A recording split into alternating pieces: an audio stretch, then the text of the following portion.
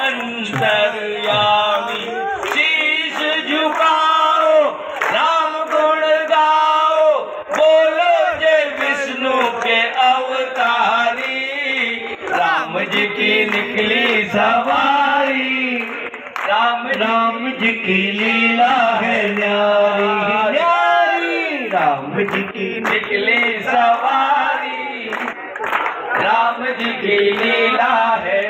देखो बंधु, हम जिनको सुनने के लिए एकत्रित हुए थे वो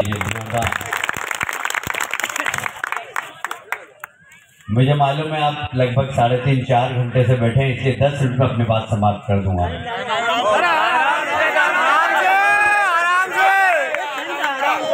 हमारे बीच में पूर्व मंत्री राज्यवर्धन जी हैं, जरा दोनों हाथ ऊपर उठाकर तालियां बजाकर राज्यवर्धन जी का स्वागत करें।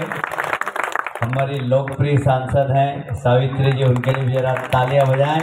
मातृशक्ति का प्रतीक है अक्षय बम जी, बहुत अच्छे ओजस्वी वक्ता है, उनके लिए भी तालियां बजा दीजिए जरा। हमारे डॉक्टर बर्फा जी जो पहले जिलाध्यक्ष थे, जरा तालियां अच्छी बजती रहनी चाहिए जरा। उसके पास हमारे कन्नौज जी हैं, कन्नौज जी कोऑपरेटिव के बड़े नेता थे। फिर गजेंद्र सिंह जी की तो बात ही क्या है यार, आज क्या भाषण दिया आपने, शानदार, तालियां बजाकर गजेंद्र सिंह जी के लिए भी दी। गजेंद्र सिंह जी के बाद कौन है? जयदीप, अच्छा, जीवन रघुवंशी जी, वाह, पीतमपुर से। हमारा वीरेंद्र जी, फिर जयदीप, हाँ, राजू की एक बात मेरे बहुत अच्छी लगी। क्या हुआ, रमेश जी ने मुझसे कहा कल कि राजू बहुत अच्छा कार्यकर्ता, वो बीजेपी ज्वाइन करेगा। तो मैंने कहा यार एक आदमी के लिए मैं जाऊं वहाँ पर यार, तू भी जबरदस्ती मेरे को परेशान कर रहा। बोले नहीं, बहुत अच्छा आदमी है। बाकी सब कुछ कैसा अच्छा है कैसा बुरा मेरे को नहीं मालूम, पर मैंने देखा कि सब लोगों को कुर्सी पे बिठाकर खुद जमीन पे बैठाता है। ये कार्यकर्ता की पहचान ही है। कमल बाबू, सही कार्यकर्ता ऐसा ही रहता है, जो अपने कार्यकर्ताओं को, सही नेता वही रहता है जो अपने कार्यकर्ताओं को कुर्सी पे बैठाए और खुद जमीन पे बैठे। ये विशेषता है इनकी। जरा राजू के लिए ताली बजा दिए। चंचल जी, आप बहुत बढ़िया आदमी हो। हमारी रेलम दीदी हैं, मेरे साथ विधानसभा में भी रही हैं रेलम दीदी। फिर अब क्या बोलूँ इसके बारे में, भाई इनकी साली लड़ रही चुनाव मुकाम की। और जीजा जी बिल्कुल देखो मंद मंद मुस्कुरा रहे हैं। अरे जेब में हाथ डालो, साली के लिए तो लोग पता नहीं क्या क्या कर देते हैं।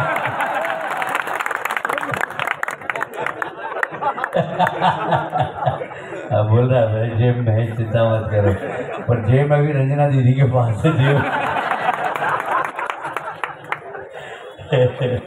हमारे बदनावर के एक और नेता अग्रवाल जी, राजू अग्रवाल, बहुत ही, मैं इनको गुलगुले बोलता हूँ, जो गुड़ के बनते हैं ना भजिए, खाने में कितना मजा आता है, मीठे भजिए। ऐसे हैं राजू भाई हमारे, बहुत मीठे, बहुत मधुर, हमेशा मुस्कुराते रहते हैं। ताली बजा के स्वागत करें। कभी उनका नाम कहीं भूल गए हैं। ये भी राजू हैं, अच्छा। और ये डॉक्टर की तो बात ही अलग है। डॉक्टर इधर जरा, ये डॉक्टर दुर्गेश, मैंने इसका अस्पताल जाके देखा तो मैं खुद ही आश्चर्यचकित। ये चाय जिसको इंजेक्शन ठोक रहा है और कहीं पर भी ठोक रहा है। और ऐसी भीड़ लगी इसके यहाँ, मेरे को रमेश जी लगे, बोले यार ये कांग्रेस का अच्छा कार्यकर्ता, इसको बीजेपी में लाना है। क्या जब उस वक्त रमेश के घर गए तो उठा के तो लेटे हुए लोगों ने सबको इंजेक्शन ठोक रहे हैं। दुर्गेश, जरा ताली बजाओ दुर्गेश के लिए भी। या मंच, आज हमारे मंच पे एक ऐसी हस्ती बैठी हुई है कि उनका परिचय ये है कि अगर कोई भी टेढ़ा मेढ़ा चलने वाला व्यक्ति, किसी की कमर में दर्द हो, किसी के घुटने में दर्द हो, ऐसे उंगली दबा के खत्म कर देते। मैं उसका साक्षी हूँ। मेरे को 20 दिन तक समझ में नहीं आया डॉक्टर को, मेरी कमर घुटने काम ही नहीं कर रहे थे। मैंने सारे डॉक्टर को दिखा दिया इंदौर में। फिर मनोज ठाकुर, उन्होंने कहा एक बाबा आए काली कमली वाले। तो बाबा मतलब हम तो ही समझते हैं कि गेरुए वस्त्र वाले और ये वो। तो वो आए तो मेरे को लेके, मैंने बाबा का, बोले यही बाबा है। तो मैंने कहा अच्छा, ये 45 किलो के हैं वजन के बाबा, काली कमली वाले बाबा। कभी कभी आप इंटरनेट पे देखना इनके बारे में। जो लोग खड़े नहीं हो सकते उनको ये हाथ मोड़ के पता नहीं क्या करते हैं, क्या इनके पास विद्या है, अभी पता नहीं यहाँ कैसे प्रकट हो गए। और कल मैं ईमानदारी से कह रहा हूँ, इस मंच पे झूठ नहीं बोलूँगा, कल मैं दीदी माँ के पास था। दीदी माँ मतलब समझ गए, जी के पास। उनको भी पैर में तकलीफ और मैंने आपका जिक्र किया, उनके पता नहीं कहाँ होंगे। तो देखिए आप यहाँ स्वयं प्रकट हो गए।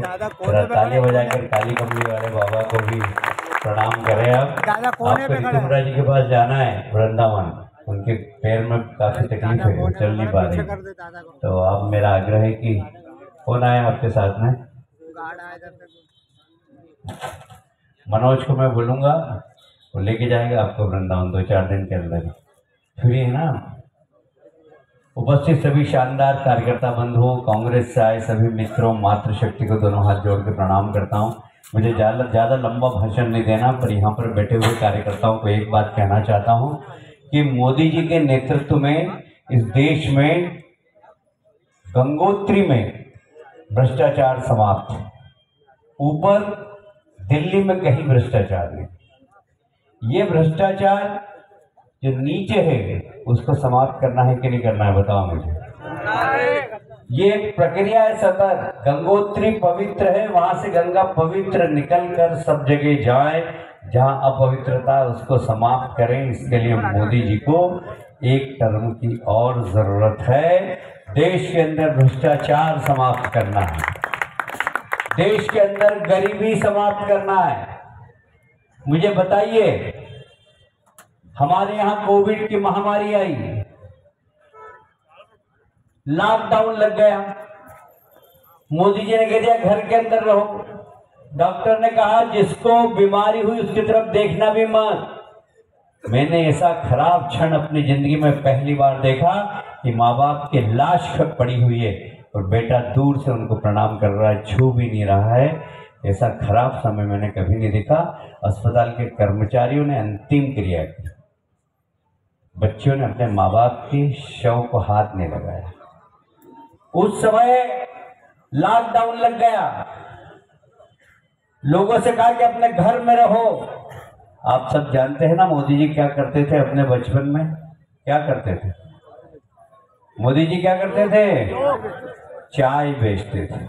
चाय बेचकर रोज पैसे कमाना और रोज खाना, अपने माँ को जमा करना। जब उनकी माँ के पास पैसे पहुंचते थे तब उनकी माँ लकड़ी के चूल्हे में भोजन बनाती थी। उन्होंने गरीबी देखी, उनको मालूम है कि अगर एक दिन में चाय नहीं बेचूं तो मेरा चूल्हा नहीं जलता था। प्रधानमंत्री बनने के बाद उन्होंने कहा लॉकडाउन, रात को घर सोए, अपना बचपन याद आया और उनको लगा कि उनका क्या होगा जो रोज कमाते हैं, रोज खाते हैं। दूसरे दिन हमारे देश के प्रधानमंत्री उठते और कहते थे चिंता करने की जरूरत नहीं, प्रति व्यक्ति 5 किलो अनाज आपके घर में पहुंच जाएगा। 80 करोड़ लोगों को अनाज पहुंचाने का काम किसने किया, मैं पूछना चाहता हूँ। नरेंद्र मोदी। किसने किया, जोर से बोलिए। नरेंद्र मोदी ने। फिर वहां भी चुप नहीं बैठे, उनको याद आया कि अनाज तो पहुंचा दिया पर कि हमारी घर की माताएं और बहनें दाल कैसे पकाएगी, सब्जी कैसे बनाएगी। जनधन खाते जिन माता और बहनों के थे उनको 500-500 रुपए 2 बार भिजवाने का काम हमारे देश के प्रधानमंत्री। कोई इतना बारीक सोचता है क्या? प्रधानमंत्री की कुर्सी पे बैठने के बाद कोई इतना बारीकी से सोचेगा? पर उस व्यक्ति ने गरीबी देखी है, इसलिए गरीब का दर्द समझते हैं वो, कि गरीब का दर्द क्या होता है। अरे गरीब के लिए रोटी, कपड़ा और मकान बहुत बड़ी बात होती है। हमारे देश के प्रधानमंत्री ने जहां 5 किलो अनाज दिया, वहां गरीब के लिए प्रधानमंत्री आवास योजना के माध्यम से मकान बना के देने का काम किया।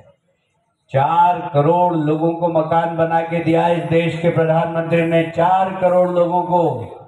और आने वाले समय में उन्होंने संकल्प लिया कि मेरे देश में ऐसा एक भी गरीब नहीं होगा जिसके सर पर पक्की छत नहीं होगी। ऐसे प्रधानमंत्री को फिर से प्रधानमंत्री बनने का हक है या नहीं, मैं आपसे पूछना चाहता हूं। और इसलिए मैं आपसे निवेदन करना चाहता हूं कि आज देश को आवश्यकता है मोदी जी की। आज देश के अंदर आतंकवाद, नक्सलवाद एक बहुत बड़ी समस्या थी। देश की सीमाएं असुरक्षित थी। आज देश के अंदर 70% आतंकवाद और नक्सलवाद खत्म हो गया।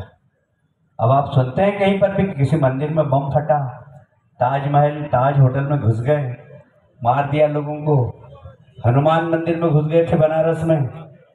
अब सुना आपने मोदी जी के प्रधानमंत्री बनने के बाद अब तो ये होता है कि मोदी जी की सेना पाकिस्तान में घुस के मार के आती है, सर्जिकल स्ट्राइक करके आती है। ये भारत की शान। यहाँ नौजवान बंधुओं, आप सब बैठे हैं, आपको बताना चाहता हूँ, आज मोदी जी के प्रधानमंत्री बनने के बाद भारत का आन बान शान बढ़ी है, तिरंगे की शान बढ़ी है। अभी पिछले दिनों रशिया और यूक्रेन का युद्ध हुआ, 2 साल से चल रहा है। 20,000 विद्यार्थी हमारे फंस गए थे, वहां से निकालना था। देश के प्रधानमंत्री ने दोनों राष्ट्र के राष्ट्रपति को कहा कि आपको युद्ध बंद करना पड़ेगा, मेरे नौजवान निकलेंगे।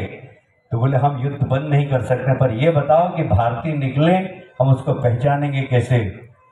जब भारत का आदमी निकलेगा तो हम उस समय मिसाइल चलाना बंद कर देंगे, बंदूक चलाना बंद कर देंगे। बोले जिसके हाथ में तिरंगा हो वो जैसे ही निकले आपकी मिसाइल बंद हो जाना चाहिए। ये सारी दुनिया ने देखा कि भारत का तिरंगा लेकर नौजवान जिस गाड़ी में बैठा था सीधा निकल गया रशिया और यूक्रेन के युद्ध क्षेत्र के बीच में से। किसी को गोली नहीं लगी, किसी को मिसाइल नहीं चली। ये भारत के तिरंगे की शान है और ये शान बढ़ाने का काम मोदी जी ने किया है। अरे ये पाकिस्तानी और बांग्लादेश, ये अफगानिस्तान जो भारत को कभी कभी गाली देते हैं, उनके बच्चे भी वहां फंस गए थे ना, वो भी तिरंगे लेकर भारत माता की जय बोलते बोलते निकले अपनी जान बचाने के लिए। ये भारत की आन बान शान मोदी जी ने बढ़ाई है। और इसलिए मैं आपसे कहना चाहता हूं, आज गरीब की गरीबी दूर करने का संकल्प लिया मोदी जी ने। प्रधानमंत्री आवास योजना के मकान यहां पर भी कितने बने बताओ जरा। इस कुक्षी विधानसभा में कितने मकान बने जयदीप प्रधानमंत्री आवास के? हैं 34,000 मकान बने। शहर में 2.5 लाख और गांव में 1.5 लाख। अगर हम एवरेज 2 लाख माने तो अब है 34 लाख लोगों को अगर 2 लाख रुपए दिए तो कितना करोड़ रुपए हो गया है? 6,800 करोड़ रुपया आपके क्षेत्र में आया है। 6,800 करोड़। यहाँ ऐसे कितने लोग हैं जो व्यापार करते हैं? जरा हाथ खड़ा करें। ये व्यापारी बंधुओं, बीजेपी की सरकार आने के बाद, मोदी जी के प्रधानमंत्री बनने के बाद आपका व्यापार चला है, बढ़ गया। इसलिए कि 8,600 करोड़ जब किसान के पास पहुंचे तो उसने सीमेंट कहां से खरीदी? आपके यहाँ से। लोहा कहां से खरीदा? आपके यहाँ से। अरे हमारी लाडली बहना इस विधानसभा में कितनी है? 66,000 महिलाओं को यदि 1250 रुपए प्रति माह मिल रहे हैं तो अब भाई कितने हो गए? 66,000 इंटू 12.5, 780 करोड़ रुपया हमारी माताओं के घर में आ रहा है। बताइए 700। वो क्या अपने घर में रखेगी क्या? वो खट से जैसे ही पानी गिरा तो बोले जा रहे पैसे लेके जा नाना, सारा पापा आएगा जब तक मैं भजिया बना के रखूँ। तेल भी लिया, बेसन भी लिया, गिलकी भी लिया। वो इंतजार करेगी क्या? गलत बोल रहा हूँ मैं? किराने की दुकान भी चलेगी, सब्जी। ये जो अर्थचक्र चला है जिससे भारत की अर्थव्यवस्था सुधरी है, जिसके बारे में राज्यवर्धन जी ने बोला कि भारत 5वीं अर्थशक्ति है, मुझे कहते हुए गर्व है कि हमारे देश के प्रधानमंत्री जब अमेरिका की संयुक्त पार्लियामेंट में भाषण दे रहे थे तब उन्होंने कहा कि मैं पहली बार आया था तो विश्व की अर्थव्यवस्था में भारत का नंबर 11वां था। आज मैं आया हूं तो 5वां नंबर है और अगली बार आऊंगा तो भारत की अर्थव्यवस्था दुनिया के अंदर 3रे नंबर की होगी। आज भारत कि गरीबी दूर होती जा रही, अर्थव्यवस्था मजबूत होती जा रही है, सारी दुनिया की अर्थव्यवस्था बिगड़ रही है, जीडीपी नीचे जा रही है, पर भारत की जीडीपी ऊपर जा रही है। और इसलिए मैं आपसे कहना चाहता हूँ, हमारे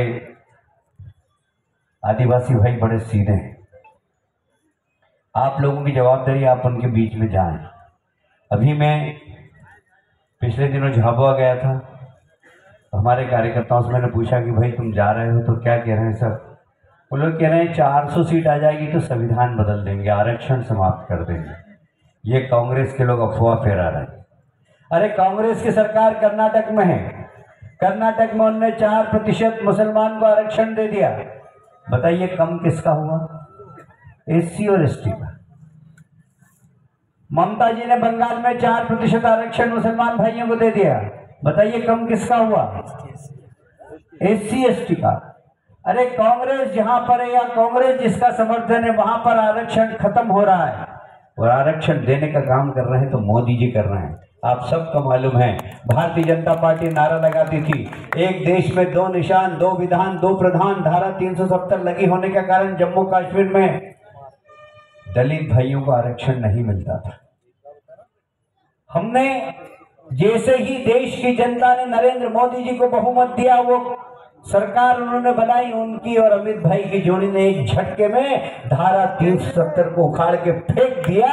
आज जम्मू कश्मीर में दलित भाइयों को आरक्षण दिया जा रहा है, तो सिर्फ मोदी जी के कारण।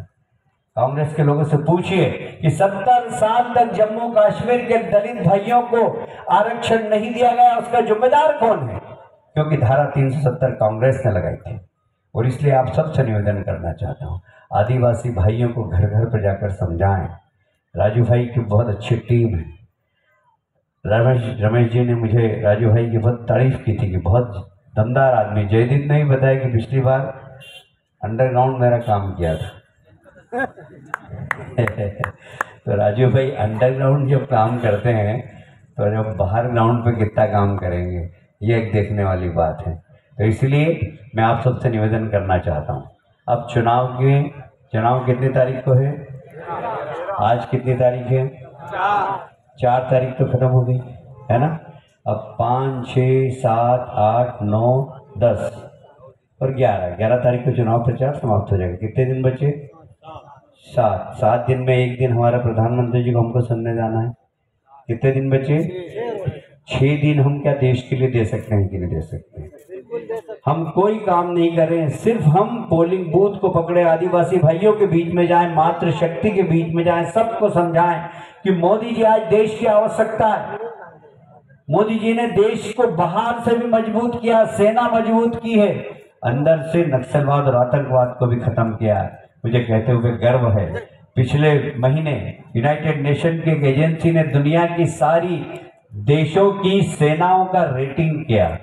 आपको जानकर आश्चर्य होगा, भारत की सेना विश्व की 3 सेनाओं में से सर्वश्रेष्ठ सेना है। ये गौरव प्रदान करने का काम मोदी जी ने किया है। हमारी सेना जमीन में भी जाती है, घुस के मार कर आ जाती है, हवाई जहाज से भी जाती है, घुस के मार के आ जाती है। आज आधुनिक संसाधनों से युक्त है हमारी सेना। दुनिया की किसी भी सेना के पास जो संसाधन है, वो संसाधन हमारी सेना के पास भी है। ये 10 साल में मोदी जी ने करके दिखाया है, और इसलिए देश आज बहुत मजबूत हो रहा है। हमारी सेना मजबूत है, हमारी आर्थिक स्थिति मजबूत है, हमारे गरीबों की गरीबी दूर हो रही है, गरीबों के मकान बन रहे हैं, गरीबों के घर में अनाज पहुंच रहा है, आयुष्मान योजना घर घर में पहुंच रही है। इस बार तो कमाल किया मोदी जी ने, जितने भी 70 साल के लोग हैं, किसी भी जाति के हो, किसी भी धर्म के हो, झोपड़ी में रह रहा हो या बंगले में रह रहा हो, 70 साल के व्यक्ति अगर बीमार हो तो उसके परिवार वालों को चिंता करने की जरूरत नहीं। आयुष्मान योजना के माध्यम से उसका 5 लाख का इलाज फ्री में करने का काम मोदी जी ने किया। और इसलिए ऐसे देश के प्रधानमंत्री को हमें जिताना है कि नहीं जिताना? तीसरी बार प्रधानमंत्री बनाना है कि नहीं बनाना है? सिर्फ 6 दिन आपको देना है देश के लिए। देश के लिए 6 दिन देना है, पोलिंग बूथ पर जाना है। मेरा पोलिंग बूथ मेरी लोकसभा। क्या बोलेंगे? मेरा पोलिंग बूथ मैं अपने पोलिंग बूथ पे जिताऊंगा। हर पोलिंग बूथ का कार्यकर्ता ये संकल्प लेकर उठे तो धार की सीट, धार लोकसभा की सीट कम से कम हम 5 लाख वोट से जीतेंगे, कम से कम 5 लाख। हमारे जो आदिवासी भाई नौजवान हैं, जैसे रमन रेड्डी कहाँ गया हमारा, ये आप सब नौजवानों की टीम आदिवासी भाइयों की खड़े करिए और जाइए गांव गांव, सबको समझाइए, जाइए सब दूर गांव गांव और सब आदिवासी भाइयों को समझाइए। लोग आदिवासी भाइयों को भड़काने का काम कर रहे हैं।